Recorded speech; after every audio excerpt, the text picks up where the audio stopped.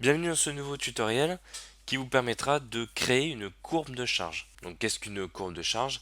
C'est en fait un histogramme qui va me représenter le nombre de ressources que je vais avoir besoin sur une échelle de temps définie, soit la semaine, soit au mois, soit l'année, etc., etc. Donc comment la créer? À partir d'MS Project, je vais avoir besoin d'MS Project, bien évidemment, mais également d'Excel. À partir d'MS Project, pour extraire les données, je vais dans Tâches, Utilisation des ressources, donc tout à gauche, Utilisation des ressources, et là je vois que je visualise mes utilisations en heures. Et moi, il me les faut pas en heures. Enfin, il me les faut pas en travail. Donc je vais devoir double-cliquer, enfin faire un clic droit, et je vais venir désélectionner travail. Donc je me retrouve avec un plan de travail vide.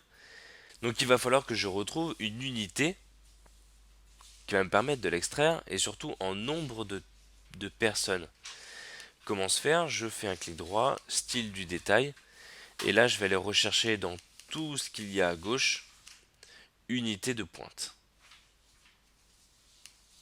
Je fais afficher, je clique sur OK, et là je vois par exemple très rapidement que le lundi je vais avoir besoin de trois ressources d'ingénieur, et que je vais en avoir besoin pour deux pour la tâche B et un pour la tâche E.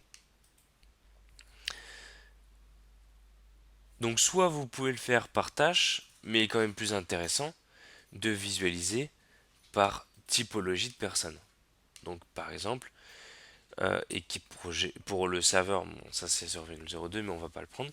Mais par exemple, je vais avoir besoin le lundi de 3 ingénieurs et de 3 personnes dans l'équipe projet. Ça c'est jour par jour. Il est plus intéressant de visualiser son nombre de personnes plutôt en semaine ou en mois. Si on le prend en mois, je vais dans affichage. Vous avez eu une petite astuce pour afficher rapidement votre échelle de temps. Donc je vais venir sélectionner mois. Et là, je vais voir très rapidement que j'ai besoin de 4 personnes au mois de juillet d'ingénieurs et 4 au mois de juin et de juillet. Et au mois de mai, j'ai besoin que de 3 personnes. Et au mois de juillet, j'ai également besoin du manager. Je vais venir copier ces informations-là. Donc CTRL C. Et je vais venir les coller sur un nouveau classeur dans Excel. Hop.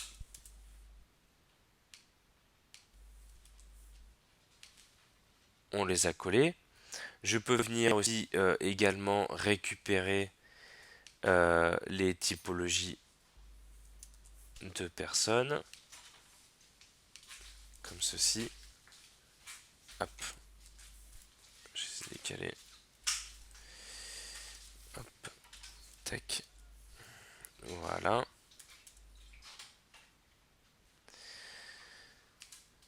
Je vais également afficher les mois. Donc on a dit.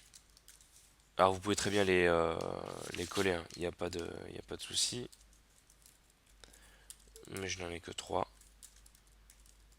Voilà. Et là je vais venir tout sélectionner. Et je vais insérer un graphique. Et moi je le veux.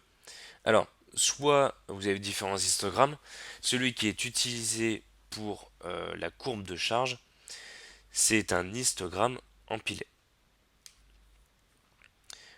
Donc là, je visualise très rapidement sur mon histogramme que j'ai besoin de 3 typologies d'ingénieurs et de 3 équipes projet.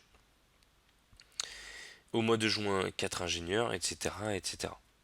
Donc je n'ai pas un visuel tâche par tâche, mais plutôt sur l'échelle de temps, donc semaine par semaine ou mois par mois. N'oubliez pas un titre, sans titre, ça ne veut rien dire.